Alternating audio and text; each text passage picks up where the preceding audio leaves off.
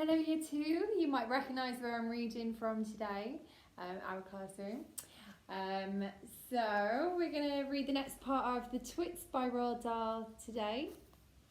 And in our last reading, we had a look at Mr. and Mrs. Twits' garden. And in the garden they had the big dead tree, as they call it, and they also had a cage with monkeys in. So, today we're going to read the chapter Hug Tight Sticky Glue. Once a week, on Wednesdays, the Twits had bird pie for supper.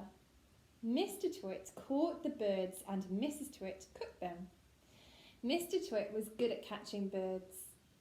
On the day before Bird Pie Day, he would put the ladder up against the big dead tree and climb into the branches with a bucket of glue and a paintbrush.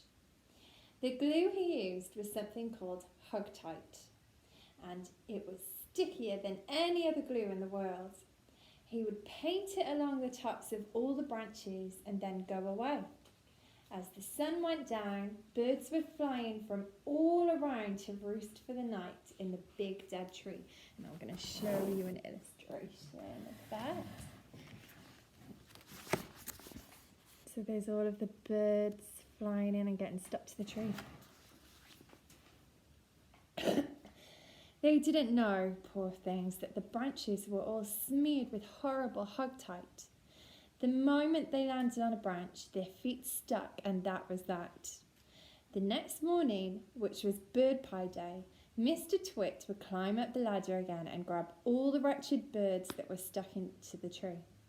It didn't matter what kind they were, song thrushes, blackbirds, sparrows, crows, little Jenny wrens, robins, anything. They all went into the pot for Wednesday's bird pie supper. And there is an illustration of what the bird pie looks like.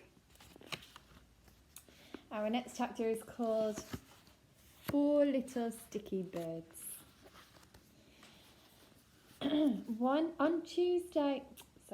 On Tuesday evening, after Mr. Twit had been up the ladder and smeared the tree with Hug Tight, 4 little boys crept into the garden to look at the monkeys.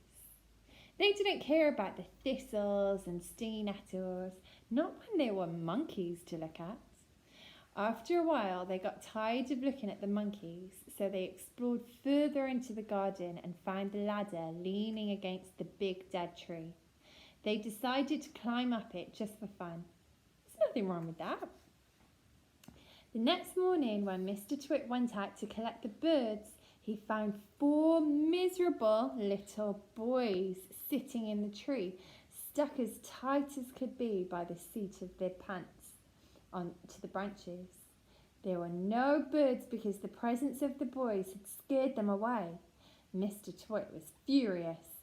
"As there are no birds for my pie tonight," he shouted, "then it'll have to be boys instead."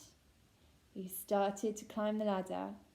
"Boy pie might be better than bird pie," he went on, grinning horribly. "More meat and not so many tiny little bones." The boys were terrified. "He's going to boil us," one cried. And there's an illustration of the 4 miserable little boys stuck to the branches of the tree, and Mr. Twit going up to get them. "He'll stew us alive," wailed the second one. "He'll cook us with carrots," cried the third. But the 4th little boy, who had more sense than the others, whispered, "Listen, I've just had an idea. We are only stuck by the seats of our pants. So quick, unbutton your pants and slip out of them and fall to the ground." Mr. Twit had reached the top of the ladder and was just about to make a grab for the nearest boy when they all suddenly tumbled out of the tree and ran for home with their naked bottoms winking at the sun. And there's an illustration of Mr. Twit finally reaching the boys at the tree before they slipped out and ran home without any pants on. Okay, our next chapter is called The Great Upside Down Monkey Circus. Now for the monkeys. The 4 monkeys in the cage in the garden were all one family. They were Mugglewump and his wife and their 2 small children. But what on earth were Mr. and Mrs. Twit doing with monkeys in their garden? I'm just going to show you an illustration of the 4 monkeys.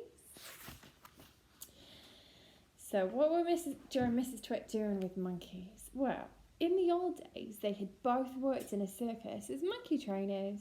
They used to teach monkeys to do tricks and to dress up in human clothes and to smoke pipes and all the rest of that nonsense. Today, although they were retired, Mr. Twit still wanted to train monkeys. It was his dream that one day he would own the first great upside-down monkey circus in the world. That meant that the monkeys had to do everything upside down. They had to dance upside down on their hands with their feet in the air. They had to play football upside down. They had to balance one on top of the other upside down, with Mugglewump at the bottom and the smallest baby at the very top. They even had to eat and drink upside down, and that is not an easy thing to do because the food and water has to go up your throat instead of down it. In fact, it is almost impossible, but the monkeys simply had to do it, otherwise they got nothing. Well, this sounds pretty silly to you and me. It sounded pretty silly to the monkeys too. They absolutely hated having to do this upside down nonsense day after day. It made them giddy standing on their heads for hours on end. Sometimes the 2 small monkey children would faint with so much blood going to their heads. But Mr. Twit didn't care about that. He kept them practicing for 6 hours every day, and if they didn't do as they were told, Mrs. Twit would soon come running with her beastly stick. Okay, that's all for today. Our next chapter tomorrow is going to be called The Roly-Poly Bird to the Rescue. So, make your predictions. What do you think is going to happen in the next chapter? Hope you all enjoyed that story. I hope you're all keeping safe and keeping well. Miss you loads still. Hope to see you soon. Take care. Bye-bye.